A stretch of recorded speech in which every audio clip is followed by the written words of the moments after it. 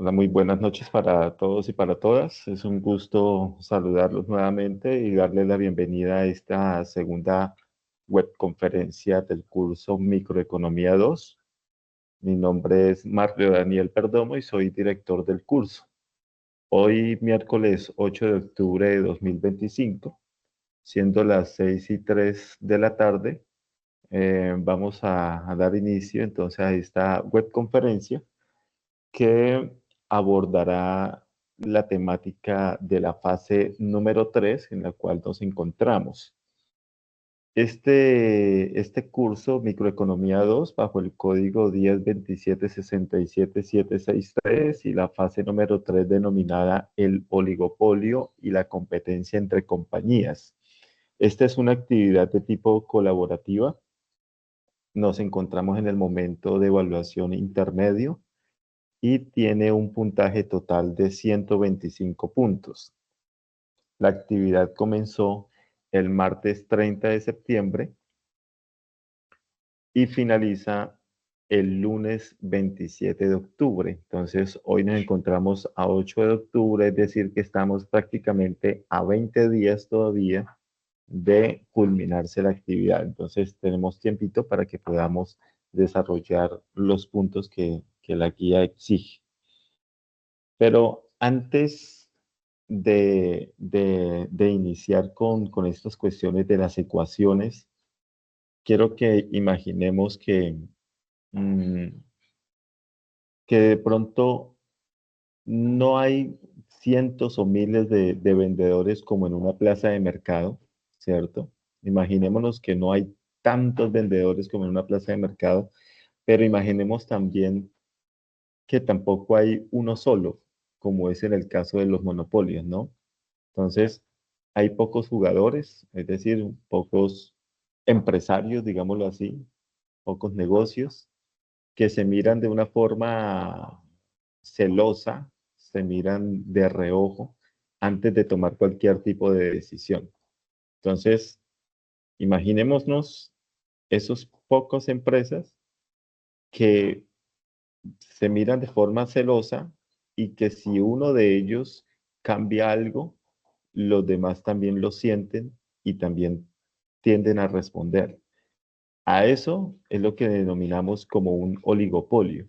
Entonces, un oligopolio no es más que un mercado con pocos oferentes de un producto, con productos homogéneos, ¿cierto? Con productos iguales o parecidos. Y esas decisiones de uno pueden llegar a afectar al resto de los empresarios de los negocios. Entonces, esa última parte es clave eh, porque existe ahí una interdependencia estratégica, ¿cierto? Eh, que si lo que hace X, ¿qué puede llegar a hacer el rival? Dependiendo de lo que haga X, puede llegarlo a hacer la empresa Y. Entonces, ¿por qué aparecen este tipo de mercados o de oligopolios? Algunas de las razones por las cuales aparecen los oligopolios, la primera es porque existen economías de escala. Entonces, hay empresas en las que producir de verdad requiere espacios grandísimos, requiere de plantas grandes y plantas que son costosas. Pensemos por un momento en el caso de las cementeras. Entonces, en el caso de las cementeras, la inversión, hay que invertir en hornos, hay que hacer inversiones enormes en energía, en logística, ¿cierto? Porque es una logística para llevar un producto que es supremamente pesado y pues no cualquiera entra en ese mercado. Y es natural pues que hayan pocas empresas.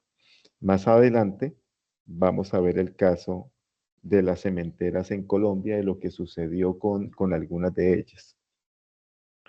Otra de las razones por las cuales aparecen los oligopolios es por los costos fijos que son altos. Por ejemplo, en el caso de las empresas de telecomunicaciones, porque es que montar, póngase en los zapatos de Claro, de Movistar, de Tigo, montar esas antenas resulta bastante costoso. además de utilizar esa fibra óptica, además de tener que pagar por el espectro electromagnético, pues también eso no debe ser para nada económico. Entonces, ahí también aplican los oligopolios. Además que hay efectos de red, ¿no? Porque mientras más usuarios tienen un operador, pues más atractivo se vuelve ese operador para los clientes y pues para los que venden contenidos o equipos que son compatibles. Otra de las razones que aparecen para que aparezcan oligopolios son las regulaciones y las licencias. Porque otro tipo de oligopolios son las aerolíneas. Ustedes verán que aerolíneas no es que hayan muchas, entonces siempre nombramos las mismas, que Avianca, que Latam, ¿cierto? Siempre son las mismas de siempre. Entonces, en el caso de ellas, no basta simplemente con comprar los aviones, porque es que se necesitan unos permisos que son costosos, se necesitan unos mantenimientos, ¿cierto? Se necesita una tripulación, el entrenamiento para la tripulación. Y estas son barreras de entrada que limitan cuántas empresas, en este caso aerolíneas, pueden llegar o pueden sostenerse en el mercado. Mm, y otra de las razones por las cuales aparecen oligopolios es por la diferenciación y las marcas. Entonces, un ejemplo de ellos son el mercado de las bebidas. Entonces, tampoco de bebidas hay muchas. Entonces, no es que haya mucho. Entonces, tenemos el caso de Coca-Cola, tenemos el caso de Postobón, tenemos el caso también bueno, de otras marcas que quizás son económicas. Pero, en fin, a lo que vamos es que entre ellas se diferencian, ¿no? Entonces, en el mercado de las bebidas no todo es simplemente el sabor y ya, que es lo que manda la parada, sino que también existe una marca y la marca, pues hay que pagar por la marca. Existe un proceso de distribución que es costoso, que hay que pagar también por unas neveras, que hay que pagar por unas pautas publicitarias, por unos patrocinios. Entonces, eso hace que dos o tres marcas tengan una ventaja persistente, una ventaja siempre. Bueno, por ahí yo escucho un micrófono abierto. Por favor, lo cerramos. Vamos a ver si puedo cerrarlo desde aquí.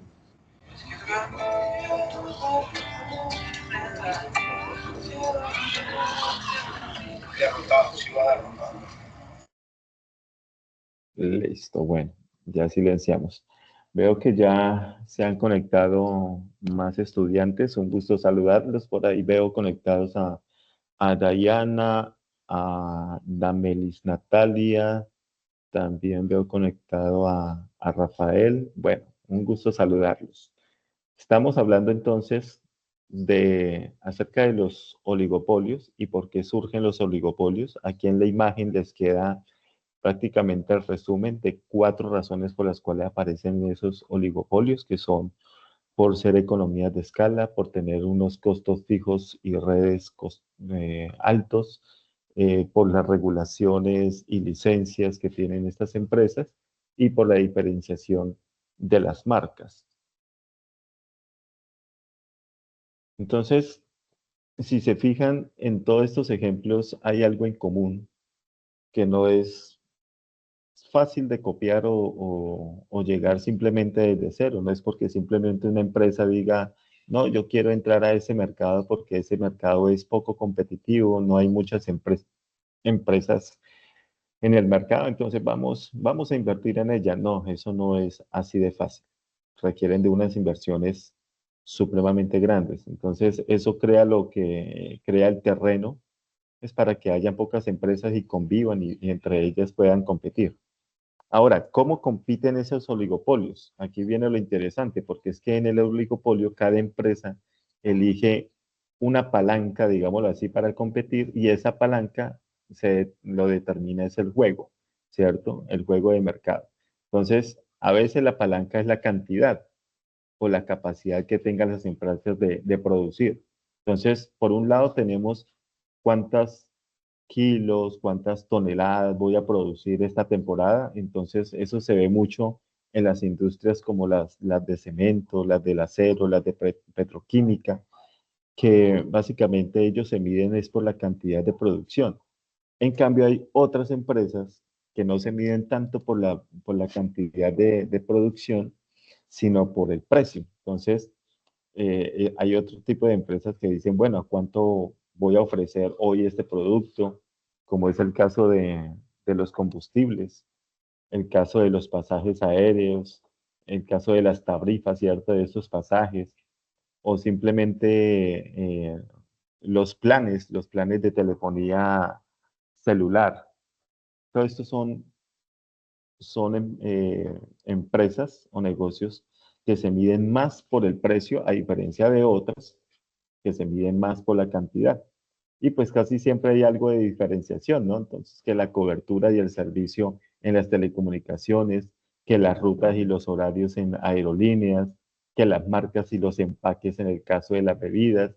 Y entonces esa diferenciación es lo que hace que se suavicen las guerras de los precios, porque los productos dejan de ser simplemente clones.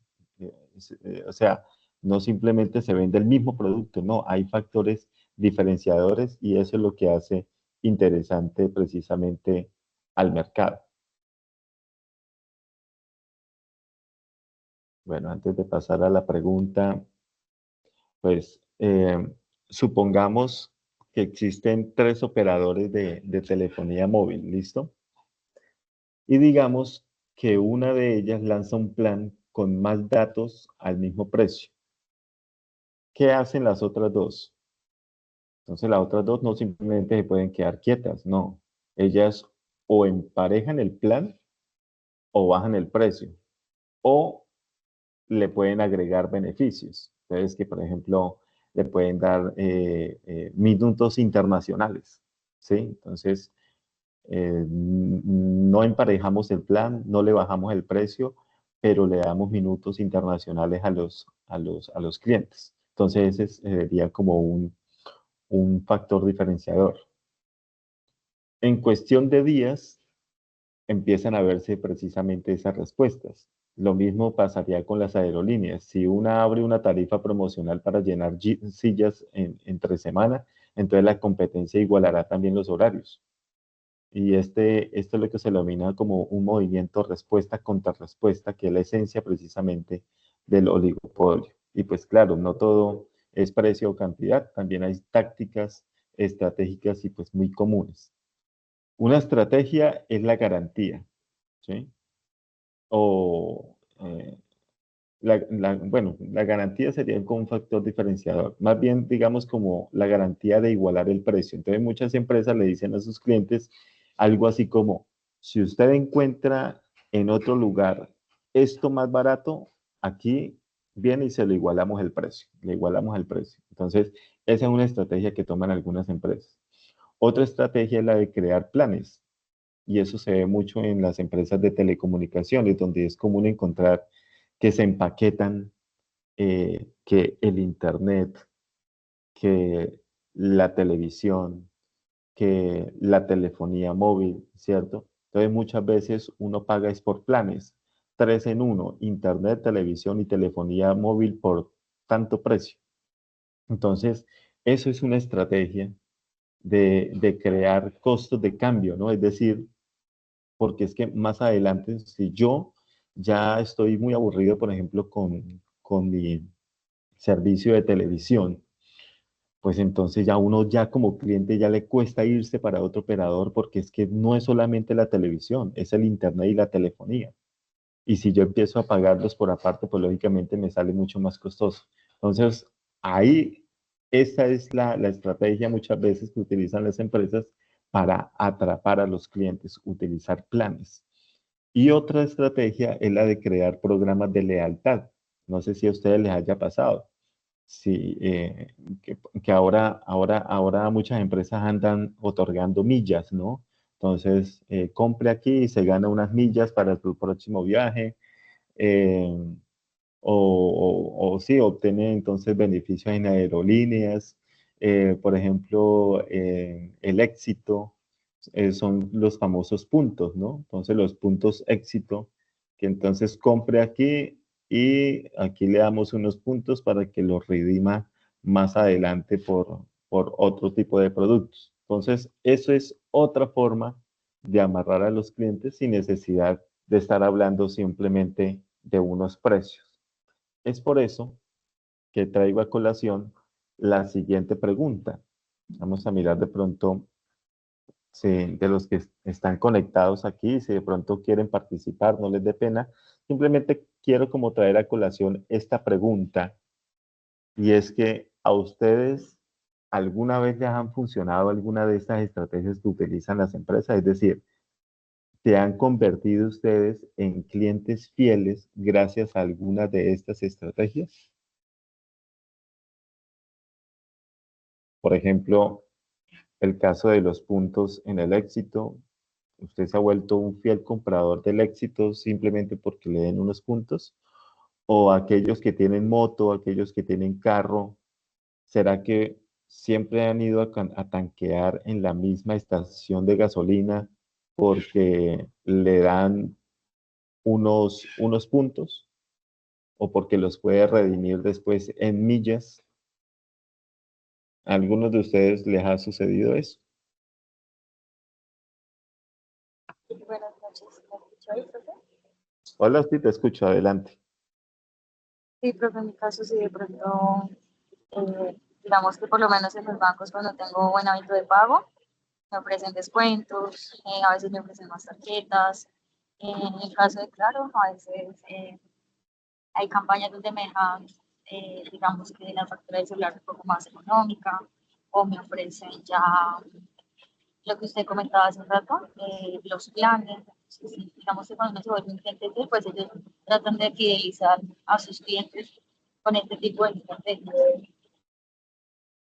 Ajá, sí, correcto. Gracias por participar. Efectivamente, a todos nos ha pasado en alguna oportunidad. Eso es algo muy normal. Entonces, vean ustedes que el mercado no solamente se rige por, primero, por las cantidades, ¿sí? Son pocas las empresas que se rigen por cantidades como lo vimos hace un momento. Las empresas son pocas empresas las que dicen, bueno, hoy cuánto vamos a producir. Hay unas que se preguntan cuánto vamos a producir. Otras se preguntan es, bueno, ¿a qué precio vamos a poner en el mercado nuestro producto?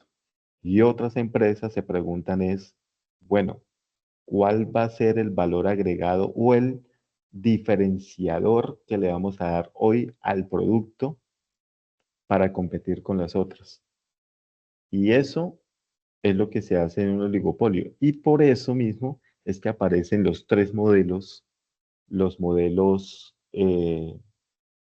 los modelos que estamos viendo en esta fase, que por ejemplo es el modelo de Cournot, que en el modelo de Cournot, entonces lo que se hace es el análisis por cantidades, ¿cierto? Tenemos el modelo de Bertrand, que ya es más una lucha con precios, ¿cierto? Luchar con precios o competir con precios. Y por último tenemos el modelo de Stalberg, que ya es una cuestión de darle un diferenciador a los productos. Entonces, por eso quería hacer esta introducción para poder entender los modelos que aparecen allí, porque el modelo es una cuestión simplemente matemática. Entonces, entramos, nos dan unas ecuaciones, resolvemos las ecuaciones y listo. Pero pues más allá de las ecuaciones es entender ese modelo, ¿sí? ¿Qué dice la parte teórica del modelo? Para poder entender precisamente el resultado. De cómo se desarrolla el ejercicio, pues ahorita lo vamos a ver para que ustedes puedan desarrollarlo precisamente y puedan presentarlo.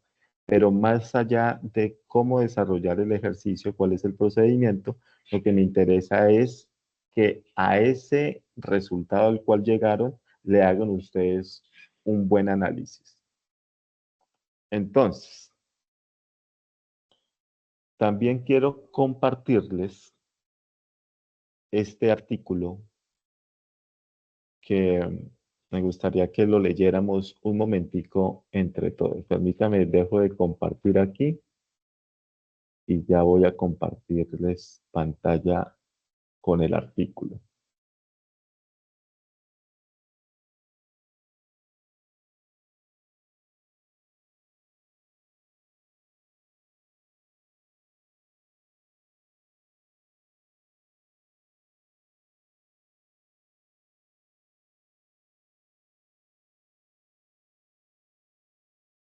Bien, bueno, yo estoy compartiendo un artículo científico que es el mismo que aparece en la primera fase de este curso de microeconomía. Yo espero que lo hayan leído, de todos modos lo traigo a colación porque es un caso real sobre las estrategias de entrada a un monopolio. Este es un documento que se denomina así, Estrategias de entrada a un monopolio. Los autores son Juan Benjamín Duarte, Carlos Humberto Meneses y Rafael Antonio Viana. Es un artículo publicado en el año 2014 y el resumen dice de la siguiente manera. Entre octubre de 2004 y agosto de 2005, se presentó en Colombia una guerra de precios entre las principales cementeras del país y la empresa Cementos Andino, una compañía que buscaba proteger su participación del 9% del mercado mediante estrategias de precios, su actividad de mercadeo y su posición geográfica. No es claro aún quién inició dicha situación, que finalizó con la venta de Cementos Andino. Este artículo es el resultado de una investigación realizada respecto a ese evento. Hasta hace uso, esta hace uso de la valoración con simulación de Monte Carlo y de la teoría de juegos. Este trabajo permite el análisis de tres aspectos fundamentales de dicha situación. Uno, las posibles causas de la venta de Cementos Andino. Dos, el pensamiento estratégico en un oligopolio. Y tres, el papel del gobierno en estos sectores.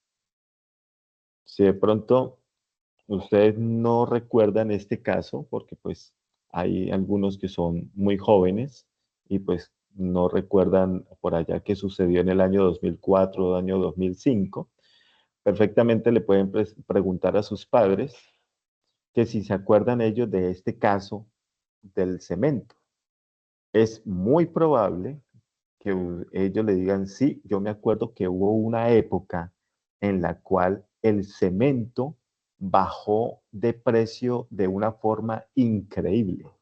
Fue increíble. Yo recuerdo cuando eso sucedió, no porque en ese entonces pues lo hubiese visto de pronto en las noticias, sino porque lo escuché de mi papá y de un grupo de personas que estaban hablando con mi papá, donde decían, uy, pero el cemento cómo bajó de precio, increíble. Este sí sería el momento clave para construir, ¿no? Entonces eso se volvió como algo muy común de lo cual todo el mundo hablaba y es precisamente este caso. Entonces, ¿qué sucedió? Sigamos leyendo el documento. En Colombia, la constitución política y la legislación actual hacen referencia a la libre competencia y a la libertad de empresa. No se permite la existencia de mercados con poder de monopolio u oligopolio y se delega a la Superintendencia de Industria y Comercio la responsabilidad de controlar y sancionar aquellas organizaciones que atenten contra la ley. Aún así, algunos sectores económicos se asemejan a un modelo de competencia imperfecta. Este hecho hace interesante el estudio de uno de los tipos de mercado más controvertidos en ese tipo de competencia, el oligopolio. Existen casos de empresas que incluso conociendo los riesgos de desafiar a un oligopolio, deciden ingresar a participar de la demanda y lo logran, siendo finalmente aceptadas por la competencia. Estas situaciones no son comunes, ya que este tipo de mercados presenta grandes barreras de entrada y son pocos los inversionistas dispuestos a asumir el reto. Sin embargo, al revisar el marco teórico existente respecto al tema y estudiar el modo de actuar de las empresas en un oligopolio, es posible establecer estrategias de entrada que, sumado a la experiencia y al conocimiento del inversionista, pueden generar empresa. A partir de esta necesidad surge el motivo de llevar a cabo la presente investigación que analiza los antecedentes históricos y los factores económicos que influyen en particular en el sector cementero en Colombia. Entonces miremos los antecedentes de investigación y de paso, si ustedes no se encuentran directamente relacionados con este tipo de documentos, es muy importante que ustedes de aquí en adelante lo único que lean son este tipo de artículos. A esto es lo que se denomina como un artículo científico. Entonces, un artículo científico que se caracteriza porque tiene un título, porque tiene un autor o unos autores, porque tiene unas fechas de publicación, ¿sí? Porque tiene un resumen, tiene un abstract, es decir, el resumen en español y en inglés. También tiene una introducción y como lo pueden ver, tiene un marco de referencia o un marco teórico y más adelante hay unos resultados, unas conclusiones, unas referencias bibliográficas. Entonces, mire que de todo se ha escrito, sobre todo se ha investigado, y es muy importante que de aquí en adelante ustedes no simplemente se remitan a buscar información en Google, sino que vayan y busquen información en bases de datos más especializadas. Por ejemplo, al menos en Google Scholar, que es Google académico, y ahí si ustedes de pronto necesitan buscar sobre un tema específico de algún curso, entonces vaya a Google Scholar o Google Académico y allí solamente le va a arrojar lo que son libros, capítulos de libros, artículos como este publicados en revistas de divulgación o revistas científicas y entonces usted está informado, pero desde unas fuentes que son totalmente confiables y científicas. Pero bueno, sigamos entonces con el caso de las cementeras en Colombia. ¿Qué fue lo que sucedió? Entre 1997 y 1998, Cementos Hércules, radicada en la ciudad de San Gil, Santander, vendió sus activos tangibles e intangibles a dos inversionistas diferentes. Por un lado, la multinacional Holcim adquirió la marca de la empresa y por el otro, la familia Santa Coloma compró la maquinaria, la planta de producción y los derechos sobre la mina por un valor de 3.000 millones de pesos, conformando un equipo directivo con amplia experiencia en el sector cementero, lo que hizo posible el nacimiento de la nueva empresa Cementos Andino CA. En los primeros años, Cementos Andino pasó desapercibida para la competencia y el mercado en general, pero gracias al conocimiento que tenían los directivos de la empresa sobre el sector cementero, quienes sabían que el 53% de la industria de la construcción en Colombia era informal, consideraron que Cementos Andino podía atender ese segmento mejor que la competencia.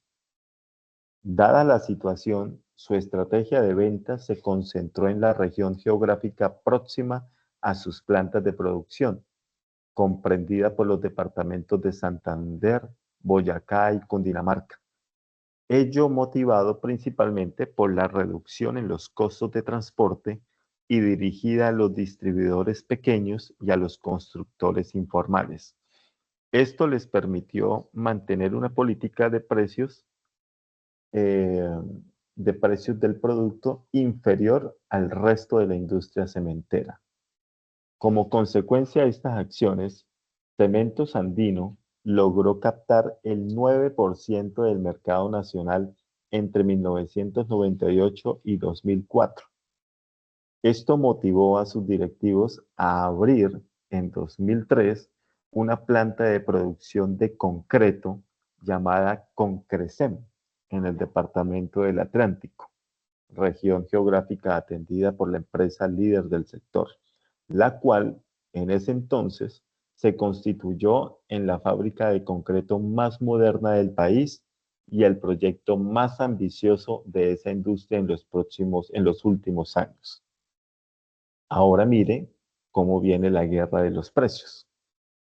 La competencia no estaba conforme con esa situación, en especial por la política de precios de Cementos Andino y por la apertura de Concrescem, cuyos principales accionistas eran Green Wonders Limited con el 42.8% y Cementos Andino con el 40.3%. Por tal motivo, las principales productoras de cemento reaccionaron y decidieron reducir el precio de sus productos en las regiones de influencia de Cementos Andino, mientras que en otras regiones permanecían estables. Como reacción, Cementos Andino decidió vender su producto en otras zonas que no eran de su influencia con un precio aún más bajo, continuando con su estrategia de venta a menor precio y protegiendo, perdón, el mercado que había obtenido hasta el momento. Entonces ahí nos muestran también un gráfico sobre los ingresos del sector cementero, donde se mira que en 2004 llega el punto más alto y de luego empieza a decrecer. Mm, las mencionadas acciones de las distintas cementeras desataron una guerra de precios entre octubre del 2004 y agosto de 2005. Durante ese periodo, el precio del bulto de cemento, oígalo bien, durante ese periodo el precio del bulto de cemento de 50 kilogramos pasó de 22.000 pesos a 6.000. Esto generó una fuerte disminución de los ingresos para todas las empresas, tal como se puede ver en la figura 1. Esta guerra generó la siguiente situación en el sector.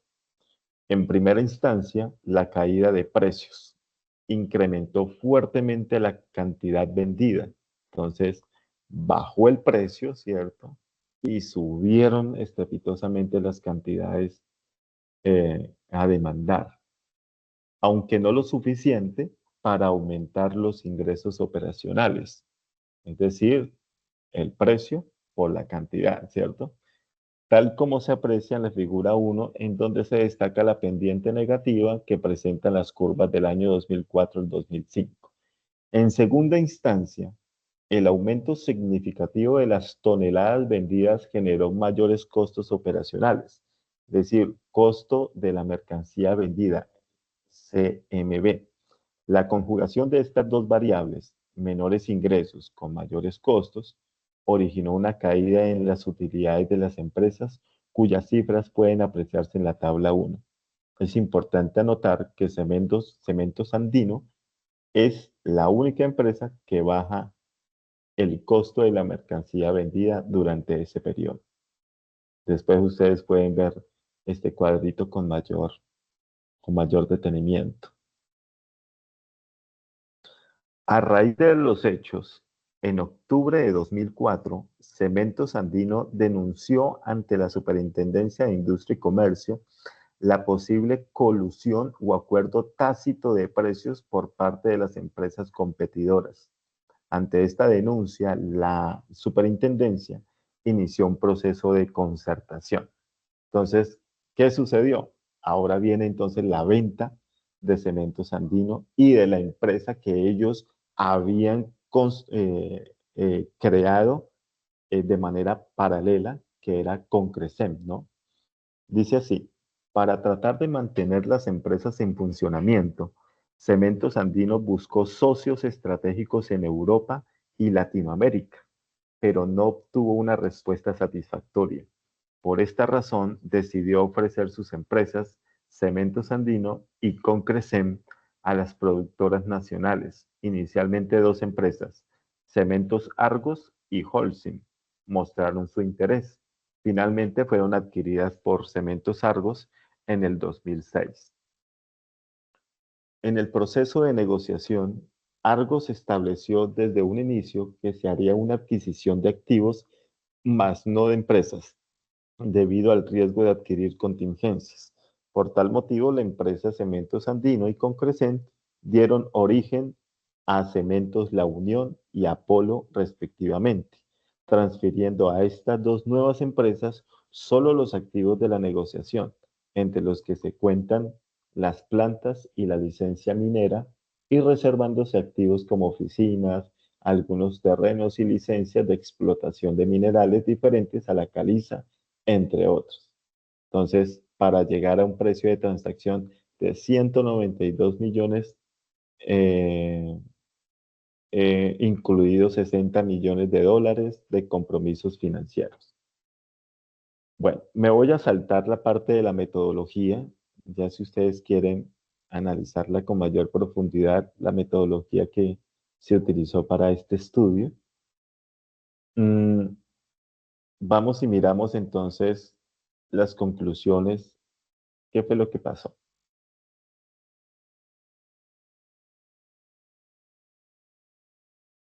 Bueno, todo esto son datos. Viene también un artículo científico, se caracteriza, perdón, porque tiene una discusión y un análisis, ¿cierto? Y debe continuar con unas conclusiones, mírenlas aquí.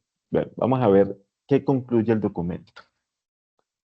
De acuerdo con la investigación realizada, los hechos que posiblemente precipitaron la venta de Cementos Andino fueron la caída de sus flujos de caja libre, que fue generada principalmente por la guerra de precios y agravada por la situación de endeudamiento que tenía esta empresa por la compra de Concrecen. En general, se puede pensar que Cementos Andino realizó una buena inversión en Concrecen, mas no fue la forma correcta de financiarla ni el momento de invertir en este proyecto.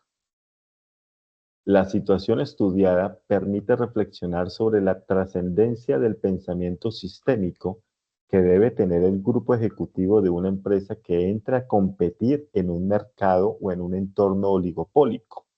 La experiencia vivida por Cementos Andino demuestra lo relativamente fácil que es entusiasmarse ante un inicio exitoso de una compañía que lleva a tomar decisiones de crecimiento mediante el endeudamiento, desestimando el riesgo crediticio que puede generar una caída de sus flujos de caja, motivada eventualmente por una guerra de precios bien programada por parte de la competencia. La experiencia de Cementos Andino para los futuros inversionistas del sector enseña la necesidad de tener cautela al crecer y al propiciar caídas de precios en sectores con perfil oligopólico. Ella invita a contar con una regulación activa del Estado y deja claro que el usuario final se beneficia a corto plazo durante la guerra de precios, pero a largo plazo el precio del producto puede subir fuertemente, en parte para recuperar las pérdidas de la crisis. Con base en la presente investigación, el papel de los entes reguladores en un escenario de guerra de precios como el vivido en el sector del cemento en 2005 debería ser el de regular los precios tomando medidas como la reglamentación de precios mínimos por encima del costo marginal de producción de la industria del cemento. Y aquí culmina entonces con las referencias bibliográficas y algunos anexos desde el balance de estado y el estado de resultados de la organización. Entonces, mire que eh, este es un ejemplo muy claro de lo que puede suceder en un mercado de oligopolio donde hay unas pocas empresas, llámese dos, tres, cuatro empresas, y que otra empresa quiera incursionar en ese mercado. Es muy, pero muy complicado que otra empresa quiera o pueda incursionar. Primero se tienen que hacer unas inversiones supremamente grandes y después, pues, no podemos pretender que siempre la estrategia que se utilice para competir con otros sea la de bajar el precio.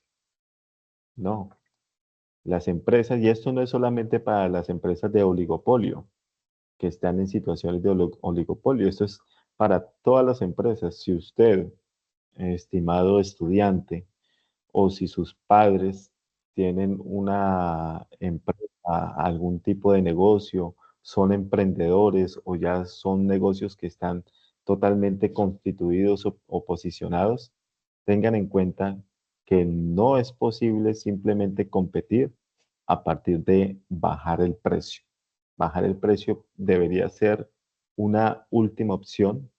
Deberían darle más, de pronto, valor agregado, darle más valor preferencial a esos bienes y a esos servicios que de pronto se estén ofreciendo. Por lo tanto, Cementos Andino cometió un gravísimo error y es que creyó que ya el mercado de ellos, que ya le habían hecho, mejor dicho, que ya habían hecho el mercado, que ya el mercado era suyo, que porque bajar el precio entonces comenzaron a vender cantidades enormes. Entonces, como empezaron a acaparar el mercado, dijeron, ok, vamos a seguir invirtiendo. Es decir, ahora vamos a endeudarnos para poder crear otra empresa que era Concrescent. Y crearon la otra empresa y por un tiempo, pues todo fue de maravilla. Pero llega un momento en el cual que las empresas, las otras, comienzan a reaccionar. Entonces comienzan a reaccionar, también comienzan a reaccionar con precios y comienzan a reaccionar de otras maneras. Y eso fue lo que sucedió con Cementos Andino. Hasta que por fin las empresas competidoras logran darle de baja precisamente a Cementos Andino. Y es una de ellas de la competencia la que finalmente termina comprando a Cementos Andino. Entonces, eso es lo que muchas veces sucede, no solo en los mercados de oligopolio, sino también en los mercados de competencia perfecta también se ven este tipo de casos. Ahora,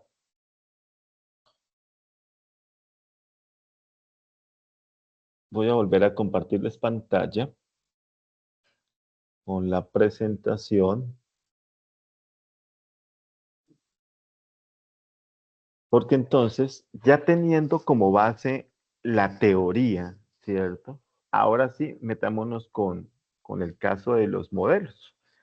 Dice la guía que hay una tarea 1, que es el modelo de Cournot, y dice lo siguiente. En un pequeño mercado, dos empresas, Frutas del Sol y Campo Dulce, venden el mismo tipo de jugo natural. Ambas deciden cuánto producir, sabiendo que la otra empresa también está en el mercado. ¿Sí? La función de demanda del mercado es P igual a 100 menos 2Q, donde P es el precio del jugo por litro, donde Q es igual a Q1 más Q2. Ahí aquí hubo un pequeño error, era Q1 más Q2, porque pues si yo tengo la cantidad de Q, que es las cantidades en el mercado, y si hay dos empresas, pues yo tengo que sumar las cantidades de la empresa número 1, Q1, y las cantidades de la empresa número 2, Q2, y la sumatoria de ellas me da la total cantidad producida por ambas empresas. Así de sencillo es. Entonces, donde Q1 es la cantidad producida por Frutas del Sol, Q2 es la cantidad producida por Campo Dulce. Y ahí nos dan también unas funciones de costo total de cada empresa que son exactamente la misma. Entonces, para Frutas del Sol, dice que el costo total de la empresa 1 es 10Q1, ¿cierto? Porque es la empresa 1. Y para Campo Dulce, el costo total para esa empresa también es de 10Q, ¿cierto? Q2, porque es la empresa número 2, ¿sí? Y nos preguntan lo siguiente.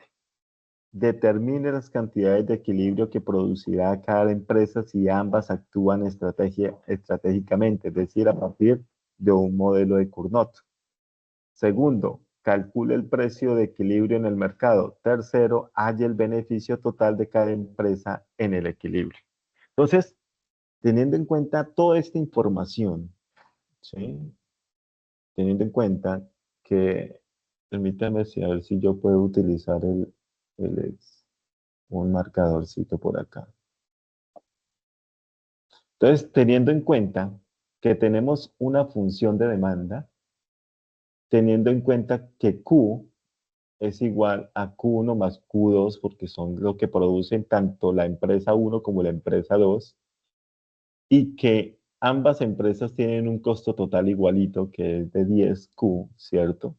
Entonces, ahora sí, ¿cómo procedemos con el ejercicio? Entonces, lo primero que tenemos que hacer es llegar a construir el modelo, ¿cierto? A construir el modelo, es decir, esto es lo último, esto es a lo cual nosotros tenemos que llegar. Entonces, ¿cómo hacemos esto? Entonces, lo hacemos diciendo que para calcular el modelo de Cournot, entonces decimos que las cantidades a producir de la empresa 1 va a ser igual al precio P por las cantidades producidas de la empresa número 1 y a esto le restamos el costo total de lo que produce el costo total de la empresa número 1. Entonces, P por Q1 y todo esto restado en el costo total. Entonces, si ustedes observan aquí, simplemente es a partir de esa función, yo despejo, empiezo a despejar y yo comienzo a reemplazar. ¿Quién es P? Entonces me devuelvo aquí y me doy cuenta que P es 100 menos 2Q. Entonces, por eso, ustedes ven que P es 100 menos 2Q. Pero ¿quién es Q? ¿Cierto? Entonces, ¿quién es Q? Entonces, aquí dice Q es Q1 más Q2. Por eso es que Q simplemente colocamos Q1 más Q2. Entonces, recordemos, P es 100 menos 2Q. Entonces, mire, 100 menos 2Q. ¿Y quién es Q? Q1 más Q2. Listo. Hasta ahí vamos. Ahora, eh, les quito todas estas cositas. Listo. Entonces, dice que 100 menos 2Q. Ok, perfecto. Y dice que esto multiplicado por Q1. Entonces yo por eso coloco aquí que todo esto va a multiplicar a Q1. Y termina la función diciendo menos el costo total de la empresa 1. ¿Y cuál es el costo total de la empresa 1? Miremoslo aquí. Mírenlo aquí. Costo total de la empresa 1 es 10Q1. Para ambas es exactamente lo mismo. Entonces, por eso colocamos menos 10Q1.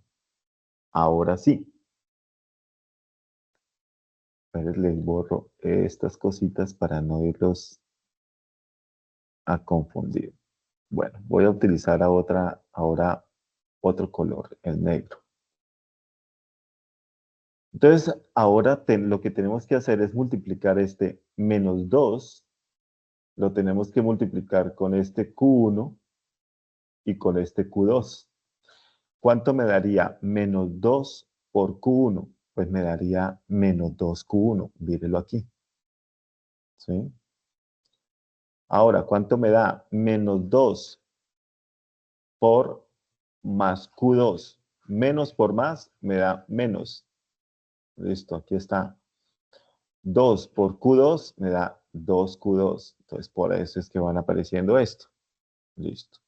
Todo eso multiplicado por Q1 menos 10Q1.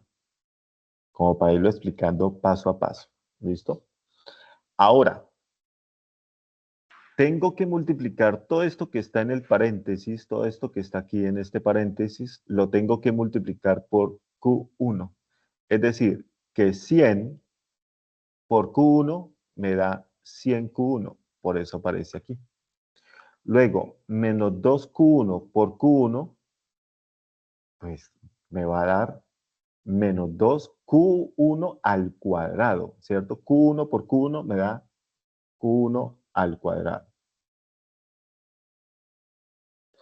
Y luego, menos 2Q2 por Q1, pues lo coloco de esta manera, menos 2Q1Q2.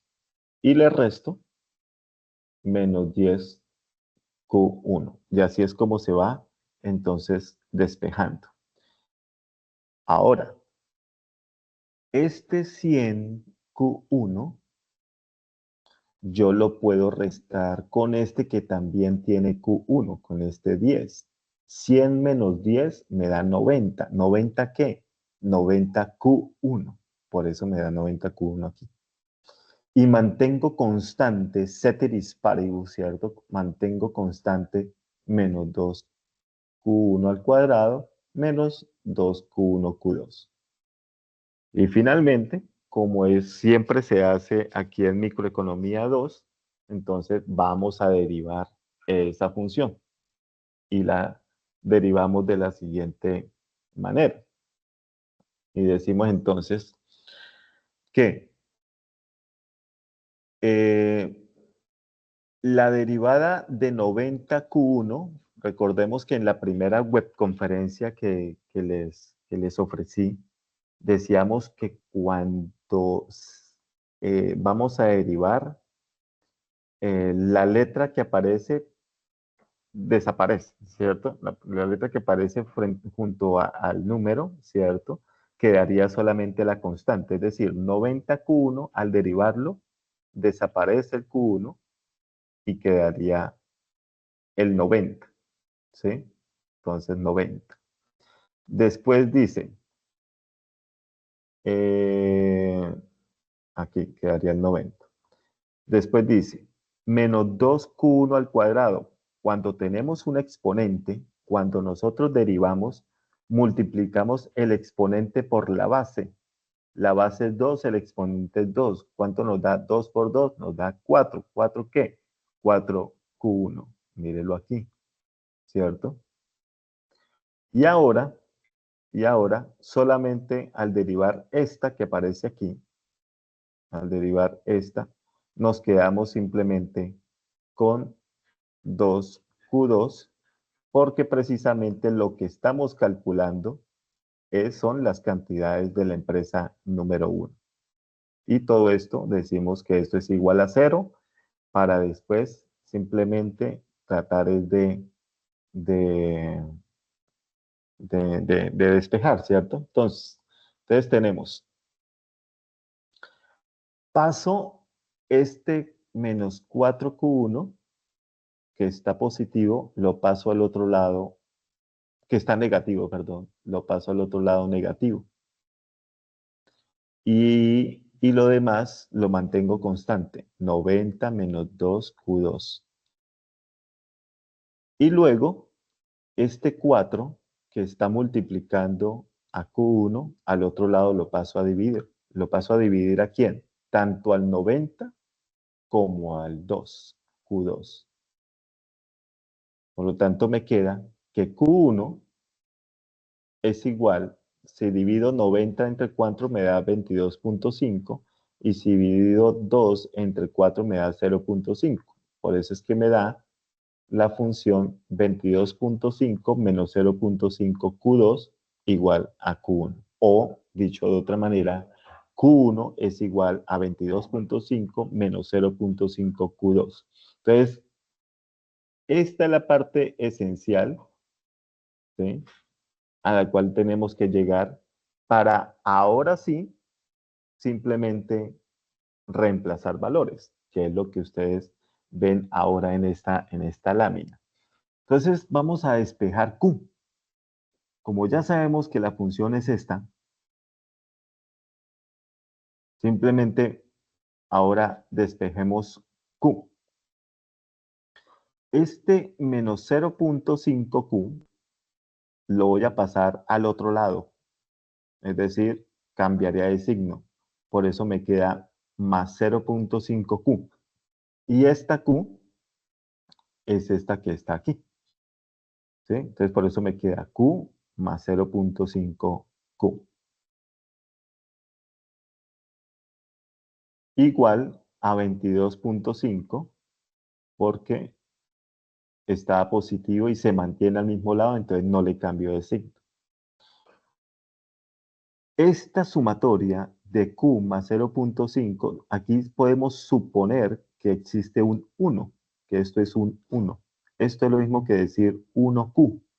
Por lo tanto, 1Q más 0.5Q es igual a 1.5Q igual a 22.5. Y como este 1.5 está multiplicando, lo paso al otro lado a dividir. Y entonces 22.5 dividido 1.5 me da 15. Ahora, si Q es igual a Q1 más Q2 y ambas empresas son totalmente idénticas, ¿cierto? ¿Sí? Son totalmente idénticas. Entonces, ¿qué sucede? Pues si las cantidades producidas por Q1 son 15, pues las cantidades producidas por Q2 también van a ser 15. ¿Sí? Es por eso que tenemos que Q es igual a Q1 más Q2, es decir, 15 más 15, y nos da una cantidad producida total de 30 unidades. Y cuando vayamos a reemplazarla en el precio, en la función del precio de la demanda, recordemos que, mira, aquí está la función, esta es la función, P es igual a 100 menos 2Q. Entonces, ya sabemos quién es Q. Q es 30, entonces decimos 2 por 30, que nos da 60, y 100 menos 60 nos da 40. Es decir, que cuando el precio es de 40 dólares, ¿cierto? Llamémosle dólares, las cantidades a producir son 30 unidades, desde el modelo de Cournot. Pero el modelo también nos pregunta, calcule por favor el beneficio ¿sí? ¿Cómo se calcula el beneficio? Pues el beneficio entonces tomamos el ingreso total de la compañía menos los costos totales, ¿cierto? ¿Y cómo se calcula el ingreso total de una compañía? Pues simplemente P por Q, porque el precio por las cantidades vendidas, eso nos da el ingreso total. Entonces, aquí les digo, sabemos que el costo de cada unidad es de 10 y se producen 15 unidades por cada empresa. Entonces, ¿sí? El ingreso total, que es P por Q, es decir, 40 por 15, porque mire que ya lo calculamos. Aquí está, 40 por 15, porque estamos haciéndolo es para una de las empresas, ¿cierto? Vamos a calcular el beneficio para una de las empresas. Entonces, por eso decimos 40 por 15. Y le restamos el costo total. ¿Cuál es el costo total? Ok, entonces 15 por 10. Aquí nos da 600, la otra nos da 150. Es decir, que para una empresa, el beneficio por empresa es de 450. Si queremos conocer cuál es el beneficio total de las dos empresas, pues simplemente le multiplicamos por 2 porque sabemos que son empresas idénticas, lo cual nos daría 900 pesos o dólares de beneficio para las dos empresas o para la totalidad del mercado. Así es como desarrollaríamos desde el modelo de Cournot. Ahora, también tenemos el caso de la tarea número 2, que es desarrollar el modelo de Bertrand. ¿Sí? Pero no sin antes para terminar el modelo de Cournot, explicar básicamente la teoría. Entonces, ¿qué es Cournot? ¿Sí? Cournot es un modelo que creó el señor Antoine Cournot para pensar la competencia cuando las empresas deciden cuánta cantidad, qué precio colocar en el mercado. Había un micrófono abierto por ahí, creo que ya lo cerraron, muchas gracias. No simplemente es el precio, sino las cantidades a producir. Imagínense que hay dos puestos de limonada que son idénticos y que van a preparar litros para mañana, ¿cierto? Cada una de esas empresas elige su cantidad pensando que el otro también va a elegir la suya. Entonces, luego el precio sale solo del mercado, sale solito. Si entre los dos hacen mucho, entonces el precio baja porque ustedes saben que cuando hay mucho de un producto en el mercado, el precio tiende a disminuir, ¿sí? Y viceversa. Cuando hay muy poca producción de algo, su precio tiende a incrementarse. Y por eso es que muchas empresas también hacen estas cosas a propósito, ¿sí? El caso de los diamantes, que a las mujeres les encantan cuando les regalan los anillos de diamantes. Entonces, porque los diamantes son una piedra supremamente costosa, pero muchas veces el precio tan alto no significa que porque sea escaso, sino porque quienes son dueños de las piedras preciosas los hacen escasos. Entonces, hay muchas personas, o más bien, pocas personas, que comercializan con esmeraldas, con diamantes. Y cuando se comercializa con diamantes, ustedes han visto en las películas quizá que hay bancos internacionales donde usted puede tener unas cajas fuertes, unas cajas que muchas veces son unas cajas pequeñas, unas cajitas pequeñas, pero de los diamantes que se recogen muchas veces que salen, son diamantes del África y esto que vienen de por allá. Estas personas los compran, esos diamantes, y antes de colocarlos en el mercado, ellos no los compran y los colocan en el mercado inmediatamente, ellos los compran y los guardan en esas cajas fuertes de esos bancos internacionales. Y solo cuando realmente están escasas las piedras preciosas, ellos van a los bancos, sacan los diamantes y los ponen en el mercado. ¿Por qué? Porque cuando están muy, muy escasos, el precio es tan alto que cuando ellos lo saquen y lo pongan en el mercado van a ganar muchísimo más dinero. Y este es como para explicar la parte de, del modelo de Cournot.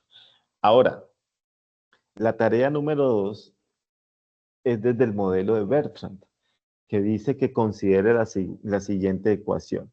En un mercado duopólico, ¿cierto? De dos empresas, una llamada hielo polar, empresa A, y la otra frío ártico, empresa B, producen el mismo bien homogéneo, bolsas de hielo purificado. Ambas tienen costos marginales constantes de 20 pesos por unidad y capacidad suficiente para atender toda la demanda del mercado. Entonces recuerden, ambas tienen costos marginales constantes de 20 pesos por unidad. Nos dan una función de demanda del mercado que está dada por el precio que es igual a 160 menos Q, donde P es el precio de venta por unidad y Q es la cantidad total demandada en el mercado. Nos dice que tenga en cuenta que las empresas compiten fijando precios y los consumidores compran exclusivamente al proveedor que ofrezca el precio más bajo. Si ambas empresas establecen el mismo precio, se reparten el mercado por igual. Entonces nos dan una pregunta. ¿Cuál de las siguientes afirmaciones describe correctamente el resultado de equilibrio en este mercado? Seleccione y justifique su respuesta. Vamos a ver. Dice, A. La empresa que primero establezca un precio por debajo de 20 capturará todo el mercado y obtendrá beneficios negativos. B. Ambas empresas establecerán un precio de 20, con lo cual se repartirán el mercado y obtendrán un beneficio total de 0 cada uno. C. Ambas empresas establecerán un precio de 90, lo cual maximiza las ganancias sin necesidad de competir en precio. Y D. Una empresa establecerá un precio de 50 y la otra de 60 y se repartirán el mercado porque los consumidores valoran más la marca que el precio. Entonces, explicarles primero lo siguiente. El modelo de Bertrand, que su creador se llama Joseph Bertrand, ¿sí? Un matemático, él no era economista, era un matemático que murió en el año 1900. Eh, Él decía que él criticaba más bien el modelo de Cournot y entonces propuso que dos empresas que venden un bien idéntico, ellos van a competir fijando precios, más no cantidades, porque cantidades era lo que decía Cournot. Con costos marginales iguales y capacidad suficiente, cada empresa tiene incentivo a subcotizar un centavo al rival y el equilibrio termina en precio siendo igual al costo marginal. Entonces, teniendo en cuenta eso, para el caso de este ejercicio, imagínense que dos vendedores ofrecen exactamente el mismo hielo y pueden producir todo lo que les pidan. A los clientes les da igual a quién comprarle. Simplemente van al que lo tenga más barato. Además, producir cada bolsa les cuesta 20 pesos, ¿sí? Ahora pensemos, si uno de ellos pone el precio en 90, ¿qué va a hacer el otro? Pues fácil, el otro lo bajaría a 89,99 centavos, ¿cierto? Y se llevaría todo el mercado. Con un centavo que le baje, la gente, como está buscando siempre el mejor precio, entonces le baja un poquitico y se gana todo el mercado. Y entonces ya el primero va a responder nuevamente bajándole a 89,98 centavos. Y así sucesivamente empiezan a bajarle cada uno de ellos por la cuestión de la competencia. Entonces empieza una carrera hacia abajo. ¿Dónde se detiene? Se supone que se tiene que detener en 20. ¿Por qué en 20? Porque como dice el ejercicio, 20 es el costo marginal, porque por debajo de 20 estarían perdiendo plata. Por encima de 20, pues cualquiera puede empezar a bajarle un centavo, ¿cierto? Y quedarse con todos los clientes. Y pues lo va a colocar por debajo de 20 porque nadie está dispuesto a trabajar para que lo vean.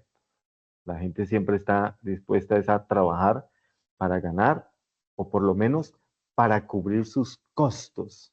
Y a eso es que voy con el que ambos definitivamente terminarían fijando un precio de 20, que es el mínimo, ¿cierto?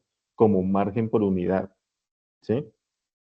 O sea, nadie gana, nadie gana, nadie pierde, porque al menos con 20, que es el costo marginal de producción, se podría estar pagando también los costos sí, los costos de producción, lógicamente. Mm, Entonces, teniendo en cuenta esto, revisemos las opciones. La opción A, que dice que el que ponga por debajo de 20 captura el mercado y pierde, pues eso no es equilibrio. Es una mala jugada, pésima jugada vender por debajo del costo. Es quemar el dinero, dicen algunos. La opción B, ambas se ponen a $20, se reparten y cada uno tiene 0 pesos. Esa sería, pues, la mejor opción, ¿no? Porque nadie puede mejorar esa posición. Si sube, vende 0. Si baja, pierde plata. La opción C decía, ambas lo ponen a un precio de 90 y pues ya sabemos que no, es imposible, sostenerlo porque siempre va a haber una subcotización. Entonces, una lo pone en 90 y la otra dice, no, yo lo pongo 89. Después la otra dice, no, a 88, 87, 86, 85, 84, pampas. ¿Hasta dónde se va a detener? Pues se van a detener en los $20. Y la opción D decía que una empresa lo coloca $50 y que la otra lo coloca 50. Entonces, pues tampoco es una condición de equilibrio como lo manifestamos ahí. Entonces, eso es lo que se denomina como una paradoja, la paradoja de Bertrand. Con productos idénticos y mismas condiciones, incluso con solo dos empresas, el precio cae hasta que el costo marginal como si fuera una competencia perfecta. ¿Cuándo cambia eso? Cuando hay diferenciación, cuando usted le da valor agregado a su producto, cuando su producto se diferencia por sus características. Bueno, y finalmente tenemos el caso de la tarea número 3, que es el modelo Sternberg. Y dice así, en una pequeña ciudad, dos empresas venden un producto idéntico. Aquí me disculparán, pero la guía coloca empanadas solares y pues no es empanadas solares, sino que son paneles solares, ¿cierto? Entonces dice, en una pequeña ciudad, dos empresas venden un producto idéntico, paneles solares. La demanda total depende de cuántas paneles solares se ofrezcan en total. La empresa Energía Dorada es la líder del mercado, mientras que Sabor Solar es la seguidora. La función de precio del mercado es P igual a 100 menos Q, donde P es el precio por panel solar, Q es igual a QA, es decir, la cantidad producida por A, más la cantidad producida por B, que la sumatoria nos daría la cantidad total producida, como vimos en el ejercicio también anterior, donde QA es la producción de energía de la empresa Energía Dorada y QB es la producción de la empresa Sabor Solar. El costo por panel es de $20 para ambas empresas y nos dan unas instrucciones para tener en cuenta que son las siguientes. Suponga que Energía Dorada anuncia que producirá 30 paneles solares. Como seguidor debe decidir cuántas paneles solares debe producir Sabor Solar para obtener la mayor ganancia posible. Luego, responder las siguientes preguntas. La pregunta A dice, ¿cuál será el precio del mercado si Sabor Solar produce 20 paneles?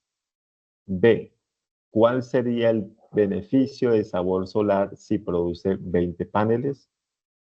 C, prueba qué pasa si produce 10, 15 o 25 paneles. ¿Cuál opción es mejor y por qué?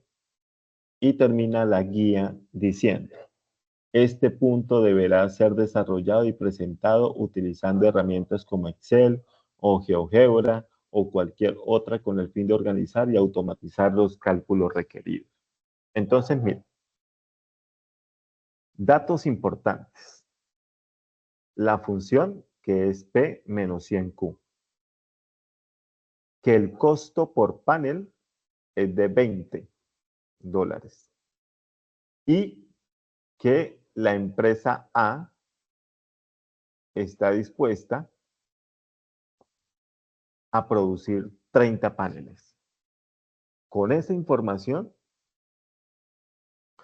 entonces nosotros lo que vamos a hacer es calcular el precio, como una de las preguntas es, calcula el precio cuando la cantidad producida por la empresa B es de 20, ¿cierto? Entonces, mire, es muy sencillo. Si Q es igual a lo que produce la empresa A más lo que produce la empresa B, ¿cuánto produce la empresa A? Entonces aquí nos dicen, la empresa A, mírenlo aquí, produce 30, ¿sí? Entonces, Entonces, la empresa A produce 30 y la empresa B nos dice cuando QB es 20, o sea, QB es 20. Entonces, si 30 más 20 nos da un total de producción de 50 unidades, ¿cierto? Ahora, calculemos el precio. Sencillo. Tenemos que la función es P igual a 100 menos Q, que el precio es igual a 100 menos Q. Es decir, que 100 menos Q. ¿Y quién es Q? Q es 50. 100 menos 50 nos daría 50. Eso significa que cuando el precio es de 50 dólares, las cantidades que se producen en total, en el mercado total, ¿cierto? En el mercado total son 50 unidades. Después, el ejercicio nos dice, calcule por favor el beneficio de la empresa B cuando la empresa B produce 20 unidades. ¿Sí?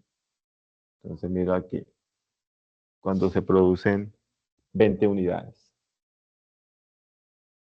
Ya sabemos que para calcular el beneficio, entonces decimos, para calcular el beneficio de una organización, entonces tomamos el precio, le restamos sus costos y lo multiplicamos por las cantidades producidas. Entonces, si el precio, ¿cuál es el precio? Lo voy a poner ahora en amarillo. El precio es 50. Listo. Aquí está 50. Menos el costo. Entonces, el costo, dice aquí, el costo, aquí dice, el costo por empanada es de 20 dólares. Míralo aquí. Entonces, por eso, el costo es 20 aquí. Por las cantidades producidas. Y aquí no lo dice el ejercicio. QB es igual a 20 cuando la empresa B produce 20 unidades. Entonces, por eso reemplazamos aquí 20. 50 menos 20 nos da 30 y 30 por 20 nos da 600. Es decir, que a un precio de 50 se producen 50 unidades en total en el mercado y el beneficio es de 600. Y finaliza el ejercicio diciendo, ¿qué pasa si QB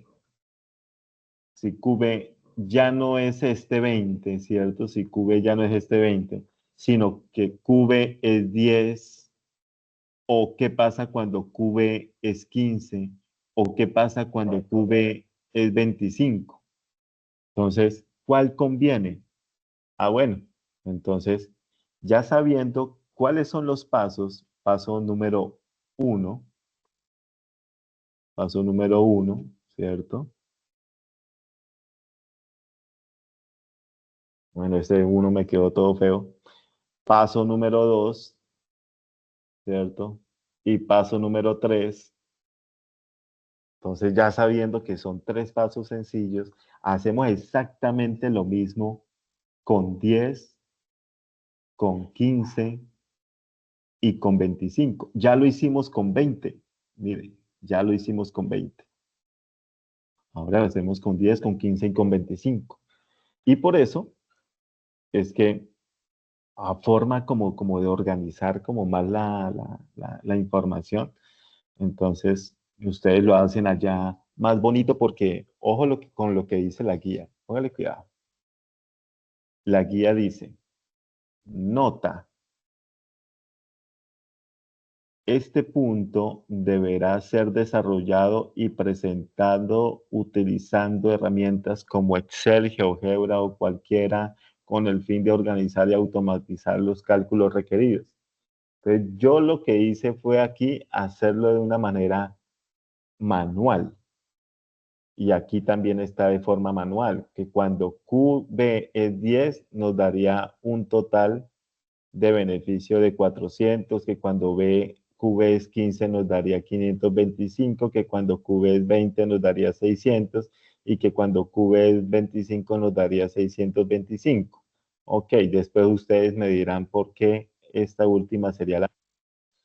Pero el ideal es que ustedes entonces lo hagan en Excel o en GeoGebra para que miren cómo queda la curva, y se van a dar cuenta que queda en forma de parábola, ¿sí? En forma de parábola. Pero ya a ustedes les dejo la parte del análisis, ojalá del gráfico. Aquí les dejo es cómo se van construyendo cada uno con cada uno de esos valores. Teniendo esto claro, ¿qué deben presentar ustedes en el foro y al finalizar? Entonces, miren, cada uno de ustedes ojalá pueda resolver uno de los modelos o una partecita. Ustedes verán cómo se lo dividen. Ustedes, lo mejor que puede suceder cuando estamos trabajando en equipo es que, por ejemplo, Rafael diga, compañeros, escribe en el foro, compañeros, tutor, cordial saludo. Me permito informar que para esta parte voy a desarrollar el modelo de Cournot. Listo. Después, Damelis Natalia dice, eh, cordial saludo, tutor y compañeros. Para este caso me voy a permitir desarrollar el modelo de Bertrand, ¿sí? Después otro compañero dice, entonces Dayana dice, yo voy a desarrollar el modelo, el último modelo, y voy a dejar hechos los cálculos para que otro compañero se encargue de hacer el gráfico, ¿sí? De esa manera, ustedes están trabajando en equipo y no quiero que una sola persona presente todo el documento ya completo, porque es que alguien lo presenta completo, yo le realimento, le digo, sí, el documento le quedó chéverísimo, los cálculos son precisos, el gráfico está espectacular, pero ¿y qué hacen los otros? ¿Sí? Entonces, por eso, cada vez que inicie un foro, usted inícielo diciéndolo qué es lo que va a presentar para que cuando llegue su compañero lea lo que usted va a presentar y por lo tanto esté en la obligación de presentar otra actividad, otra cosita diferente, así sea algo pequeñito, pero que le sirva después para compilar todo eso, ¿cierto? Entonces después digo, bueno, Rafael, entonces Rafael ya hizo el modelo número 1, Natalia hizo el modelo número 2 y Dayana construyó el modelo número 3 y el otro compañero que se llama, supongamos que se llama Daniel, entonces construyó el gráfico. Listo. Entonces cojo lo de Rafael, cojo lo de Natalia, cojo lo de Dayana, cojo lo de Daniel, hago una compilación, le colocamos la introducción, una portada, una introducción, objetivos, conclusiones, referencias bibliográficas y lo enviamos al entorno evaluación. Entonces tenemos dos cosas. Primero, hacer aportes en el foro de la manera como yo les digo, ojalá lo hagan así. Y segundo, me devuelvo aquí a la lámina, cómo se debe entregar. Entonces, se debe entregar un documento en formato PDF que contenga portada, introducción, objetivos, uno general y tres específicos, el desarrollo de los modelos, el modelo de Cournot, el modelo de Bertrand y el modelo de Starkberg con respectivo gráfico, ¿cierto? Unas conclusiones que pueden ser dos o tres conclusiones. ¿De dónde salen las conclusiones? Las conclusiones salen de cada uno de los puntos. Entonces uno concluye, primero, qué sucedió con el modelo de Cournot. Segundo, qué sucedió con el modelo de Bertrand. Y tercero, qué sucedió con el modelo de Stalberg. Esas son las conclusiones.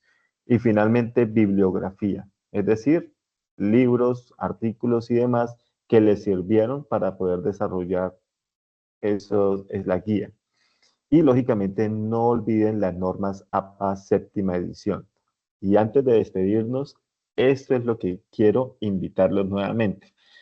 Mm, yo al foro, en el foro ya les colgué una invitación al CIPAS, al segundo CIPAS de este curso.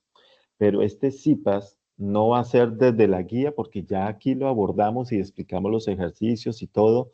Si a alguien todavía no le quedó claro, simplemente una vez yo cuelgue la grabación de esta web conferencia, ve la grabación y dice, ah, ok, es que este número salió de acá porque se multiplicó tal cosa con otra cosa, ¿sí? Entonces, el CIPAS, que lo vamos a hacer el sábado, este sábado a las 8 de la mañana, vamos a hacer un CIPAS, es de investigación, un CIPAS donde vamos a abordar por qué hacer parte de los semilleros de investigación y vamos a hacer un ejercicio práctico sobre cómo aplicar las normas APA en un documento como este, como los que ustedes presentan a toda hora en sus cursos. Eso es lo que desde ya les dejo la invitación.